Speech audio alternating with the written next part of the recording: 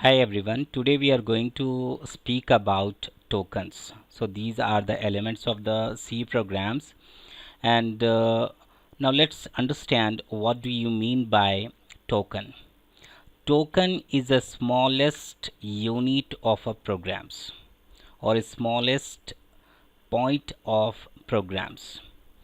That means when you start writing a programs, we require identifiers, variables, and keywords, and the different things we require to form a programs. So each small part or each unit is called as token. तो यहाँ पे token का ये मतलब रहेगा, जब आप programme लिखना स्टार्ट करेंगे तो आपको बहुत सारे स्मॉल यूनिट्स की रिक्वायरमेंट रहेगी। फॉर एग्ज़ाम्पल, जैसे आप इंग्लिश में सेंटेंस बनाते हैं, सेंटेंस के लिए पार्ट्स ऑफ स्पीच की ज़रूरत होती है। उसी तरह यहाँ पे अगर आपको प्रोग्राम्स लिखना है या प्रोग्राम्स बनाना है तो आपको टोकन्स का इस्तेमाल करना बहुत ज़रूरी है, क्योंकि without tokens we can not write programs. So remember the small part or the smallest unit of a program is called as a token. So let's see what are these tokens that we use in the programs. So first one is keywords, second identifiers, third constants, fourth strings, and the last one is the operators. So these are the 5 elements or the tokens that we use in a programs to create or writing the codings. So let's see one by one. So first one is a keyword. So keywords are the default word that is used in the C programs, whose meaning has already explained to the C compiler by the language developers.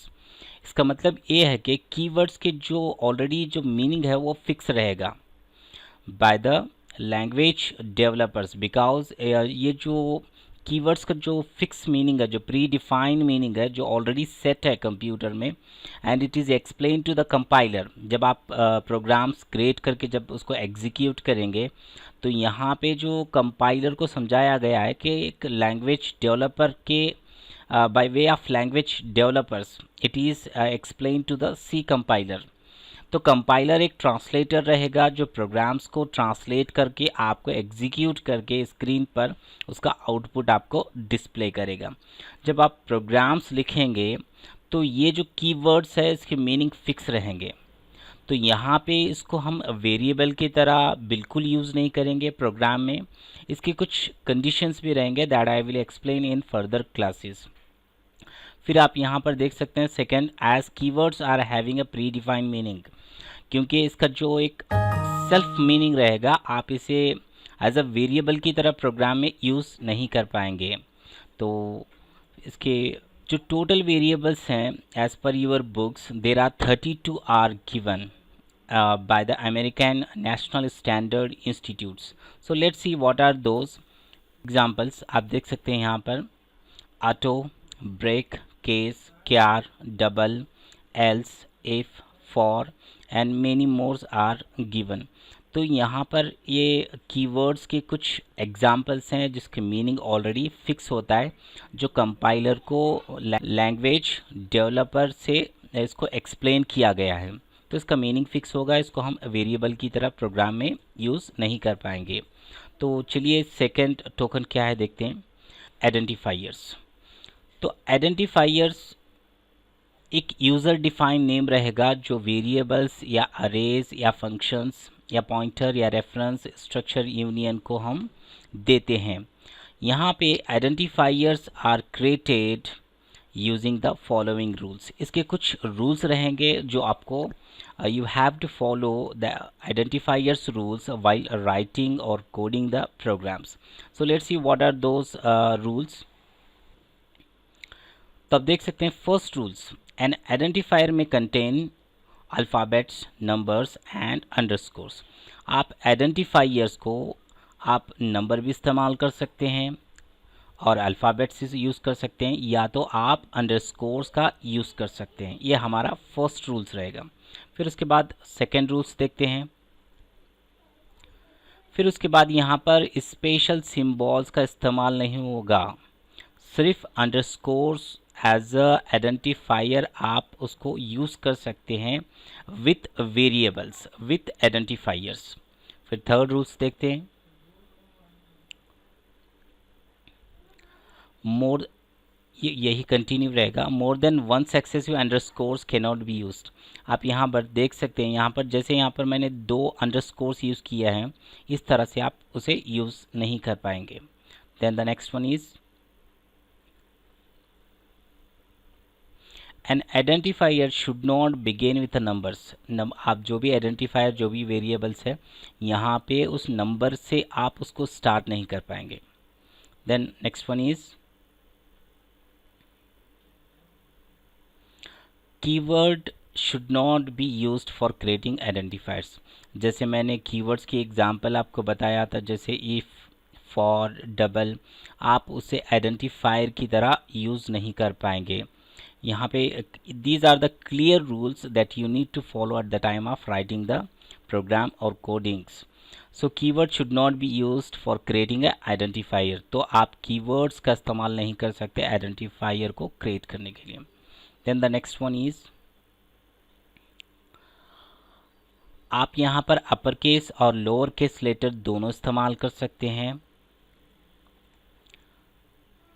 फिर the last one is, जो identifiers हैं, जो variables हैं that start with alphabet, ये totally 6 rules है that we need to keep in the minds while writing the programs. So remember, identifier is nothing but it is a user defined names that's given to the variable, arrays or function or pointer or structures to use in the programs. But remember, these are the 6 rules that need to be followed by the writer. So then move to the next one, constants. Now see here, look at the meaning of the constant. What is the constant? Constant is the value assigned to a variable that does not change during the execution of a programs.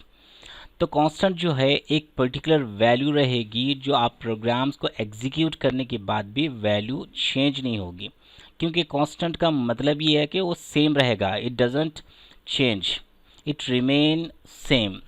आप यहाँ पर example देख सकते हैं, अगर एक ही value beginning में इनिशियलाइजेशंस में अगर एक ही वैल्यू आप 5 कर देंगे और बी की वैल्यू 10 कर देंगे, तो 5 और 10 अगर आप प्लस करेंगे तो 15 बन जाएगा। अब यहाँ पे जो वैल्यू असाइन की गई है ये सेम रहेगी वेरिएबल को, क्योंकि हमने वैल्यू को असाइन किया। ये की वैल्यू कितनी है हमने यहाँ पर बता दिया है, ये इक्वल टू 5 और बी इक्वल टू 10, तो इसे कहते हैं वैल्यू, क्योंकि यहाँ पर हमने वैल्यू को असाइन किया है तो ये वैल्यू फिक्स होगी, चेंज नहीं होगी। आप जितने भी मर्तबा एग्जीक्यूट करेंगे प्रोग्राम्स, ये जो वैल्यू है सेम रहेगी। या तो इसका सिंपल डेफिनेशंस और भी देख सकते हैं, जैसे quantity which will remain same during the execution of programs. वो नंबर्स, वो क्वांटिटी जो during the execution of a program, programs के रनिंग के दौरान, जो एग्जीक्यूट के दौरान भी उसकी वैल्यू जो है वो सेम रहेगी। जैसे मैंने ऊपर एग्जांपल यहाँ पर बता दिया, इसी तरह कांस्टेंट के और एक पर्टिकुलर वैल्यू को असाइन करेंगे, उसको हम कांस्टेंट कहेंगे। Constant is the value assign to a variables. Variable यहाँ पर ए और बी रहेंगे और उसकी वैल्यू फिक्स रहेगी, जो जब भी आप प्रोग्राम्स को एग्जीक्यूट करेंगे तो उसकी वैल्यू चेंज नहीं होगी, सेम होगी। फिर उसके बाद देखते हैं कि कितने टाइप्स ऑफ कांस्टेंट्स रहेंगे यहाँ पर। तो फर्स्ट वन हमारे पास कांस्टेंट रहेगा। फिर कांस्टेंट में इसमें डिवाइड रहेंगे, एक न्यूमरिक कांस्टेंट रहेगा, फिर उसके बाद नॉन न्यूमरिक कांस्टेंट रहेगा। Again you will gets a classification in numeric constants. So let's see what are those. First one is integer. Integer is a digit without decimal point. Integer वो part रहेगा number का जो decimal point contain नहीं करता, वो number जिसका कोई decimal point नहीं होता। फिर उसके बाद यहाँ पर फ्लोटिंग पॉइंट आएगा, वो नंबर जिसमें फ्लोटिंग पॉइंट रहेंगे। तो उसके मैं एग्जांपल भी आपको बताऊंगा। तो आप देख सकते हैं इंटीजर्स एक होल पार्ट है जहाँ पे डेसिमल पोर्शन या डेसिमल पॉइंट कंटेन नहीं करता। तो यहाँ पर देख सकते हैं 12 और 125 जिसमें डेसिमल पॉइंट नहीं है। अब फ्लोटिंग पॉइंट में डेसिमल पॉइंट आएगा नंबर के साथ। आप देख सकते हैं 12.45 0.45 ये डेसिमल पॉइंट रहेगा। फिर उसके बाद 4.02 ये डेसिमल पॉइंट रहेगा। These are the example of numeric constant. Then let's go to the part of non-numeric constant. So first one we have character and second one is string. तो इसके भी कुछ एग्जाम्पल देख लेते हैं। सो फर्स्ट वन हमारे character जो आप अपर केस या लोअर केस में कैरेक्टर को यूज़ कर सकते हैं विथ सिंगल कोटेशंस, जैसे ए और बी। स्ट्रिंग में कलेक्शन ऑफ लेटर्स रहेंगे, जैसे फॉर एग्जांपल इंडिया, इसको डबल कोटेशंस में हम कवर करेंगे। फिर उसके बाद इस तरह से कोई नाम आप यूज़ कर सकते हैं विथ डबल कोटेशंस। इस तरह से आप I think you understood about the constant concept. Then after that फिर यहाँ पे हमारे पास नेक्स्ट जो टोकन है string. String is a collection of characters. जैसे आप मैं ऑलरेडी आपको बता चुका हूँ, यहाँ पे string is a collection of characters. जो हमारे स्ट्रिंग के अंदर आप देख सकते हैं हेलो अंडर डबल कोटेशंस में, because it is a collection of letters और पर्टिकुलर कैरेक्टर्स। जैसे एग्जांपल्स यहाँ पे बहुत ही इजी है, बहुत ही सिंपल है समझने के लिए। मैं यहाँ पर कुछ एग्जांपल भी आपको दिया हूँ। फिर उसके बाद यहाँ पे ऑपरेटर्स, जैसे आप ऑपरेटर्स यूज़ करते हैं, जैसे अर्थमेटिक ऑपरेटर्स हैं, या तो जैसे लॉजिकल ऑपरेटर्स हैं, रिलेशनल ऑपरेटर्स हैं, काफ़ी सारे ऑपरेटर्स हैं जिसमें हम रिज़ल्ट लेने के लिए ऑपरेटर्स का इस्तेमाल करते हैं और ऑपरेंड का इस्तेमाल करते हैं to get a output from two operators. For example आप यहाँ पर देख सकते हैं ऑपरेटर्स एंड सिम्बॉल्स। फर्स्ट यहाँ पर अर्थमेटिक ऑपरेटर्स जिसे minus, plus and multiplications and division और परसेंटेज यू कैन, इन ऑपरेटर्स को आप यूज़ करके कैलकुलेशंस का रिज़ल्ट आप ले सकते हैं। और मैं आपको आगे बताऊंगा कि इन ऑपरेटर को किस तरह से इस्तेमाल करना है। तो नेक्स्ट वन, फिर उसके बाद लॉजिकल ऑपरेटर्स, यहाँ पर एम्परसन का साइन यूज़ करेंगे और पाइपलाइन और यहाँ पर exclamation marks. I will show you how to use these symbols or operators in a programs when we will go to the writing part of the programs. Then the next one is फिर relational operators. यहाँ पे इसको comparisons के लिए use किया जाएगा। Then again assignment operators, जो already आप देख चुके हैं, ये अगर किसी वेरिएबल की वैल्यू को असाइन करना है, फिक्स करना है, तो असाइनमेंट ऑपरेटर का यूज़ होगा। फिर उसके बाद बिटवाइज ऑपरेटर्स, यहाँ पर भी कंडीशंस के लिए इस्तेमाल किया जाएगा। यहाँ पे और एंड और शिफ्ट राइट और शिफ्ट लेफ़्ट के लिए इस्तेमाल होगा। We will see in our future classes detail about it. Then increase operators, अगर किसी की वैल्यू आप इंक्रीज़ करना चाहते हैं तो यहाँ पर प्लस प्लस की जो साइन है उसको यूज़ करेंगे। वो हम सारी चीज़ें we will see the using of all operators in the programs. Then the next one is decrease operators. Minus minus को आप अगर किसी की वैल्यू आप डिक्रीज़ करना चाहते हैं तो यहाँ पर माइनस माइनस की जो साइन है उसको यूज़ करेंगे। Then the next one is what is program? Program किसे कहते हैं? So I have given one a simple meaning. Program is the process of creating a set of instructions that tells how to perform a task. जैसे आप जानते हैं कि program is a set of instructions या तो set of commands to perform a special task. अगर आप एक पर्टिकुलर काम करना चाहते हैं, मशीन को काम करवाना चाहते हैं, तो आपको कोडिंग करना बहुत ही ज़रूरी है, क्योंकि without communication between the human being and device is impossible without programs. तो आप by using the C language or other high level languages we can write set of instructions by using language to perform a specific task. तो machine को किस तरह से काम करवाना है, तो आपको लैंग्वेज प्रोग्राम्स बनाना है, प्रोग्राम्स के लिए कोडिंग की नॉलेज होनी चाहिए।